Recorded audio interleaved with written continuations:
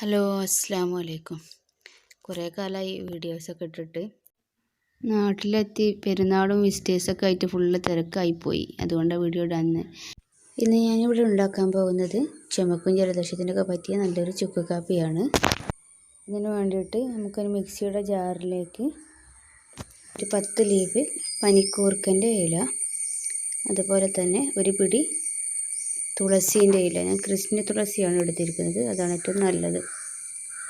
പിന്നെ ഒരു കഷ്ണം ഇഞ്ചി, അതുപോലെ തന്നെ ഒരു 10 അല്ലി ചെറിയ ഉള്ളി.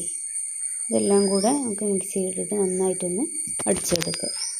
അടിച്ചെടുത്ത കൂട്ട് നമുക്കൊരു മൺചട്ടിയിലേക്ക് മാറ്റാം.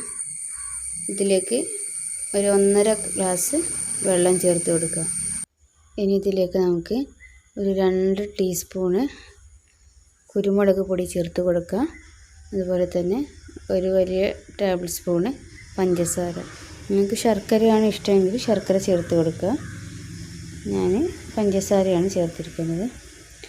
എന്നിട്ട് അടുപ്പിൽ വെച്ചിട്ട് നമുക്ക് നന്നായിട്ടൊന്ന് വറ്റിച്ചെടുക്കുക.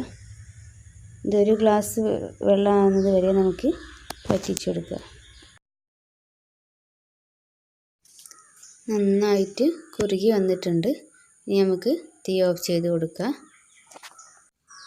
നമുക്കിത് ചൂടോട് കൂടി തന്നെ ഒരു അരിപ്പയിലൂടെ അരിച്ചെടുക്കുക.